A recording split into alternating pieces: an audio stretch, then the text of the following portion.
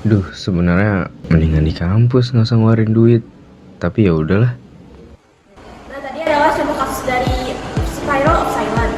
Spiral of silence itu orang cenderung menahan diri untuk menyatakan suatu pendapat karena dia tahu bahwa hal itu akan bertentangan dengan suara mayoritas. Jadi suara minoritas akan memilih untuk diam daripada mengeluarkan pendapat. Teori ini dikutip dari jurnal Spiral of Silence Theory versus Perkembangan Masyarakat, sebuah penjelasan dan kreatif teori pada tahun 2019, karya Ian Hendra, teori spiral heningan atau spiral of silence theory dikembangkan oleh Elizabeth Neumann. Oke, selanjutnya kita akan masuk ke dalam asumsi teori dari teori spiral.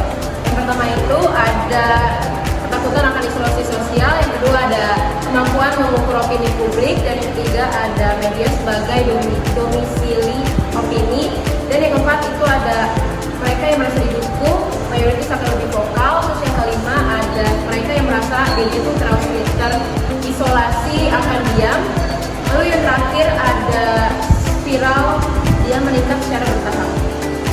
Oke, kita akan masuk ke kritik teori dari Spiral of Silence.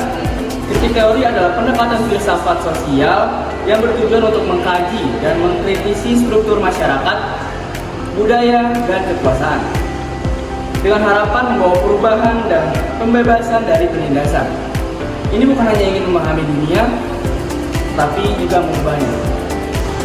Selanjutnya ada contoh kasus dalam kehidupan sehari-hari. Contohnya adalah sebuah diskusi politik di media sosial, kayak seperti kasus belakangan ini yang terjadi saat pilpres.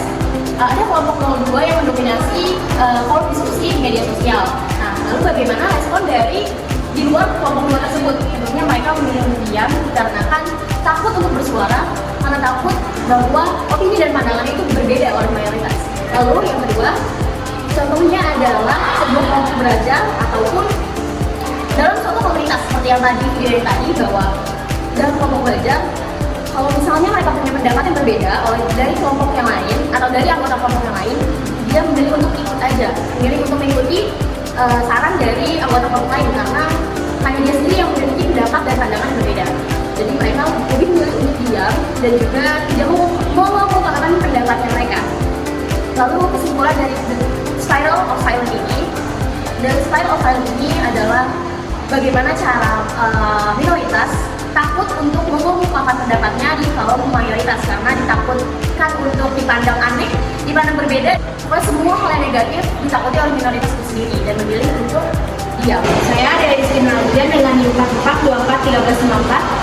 Saya Farhani Putri Elisa dari NIM 44 sampai 383. Saya dengan Arnel dengan NIM 44 0860. Saya dengan Izan Perkasan Andi dengan 4424 1830. Sekian dari kami.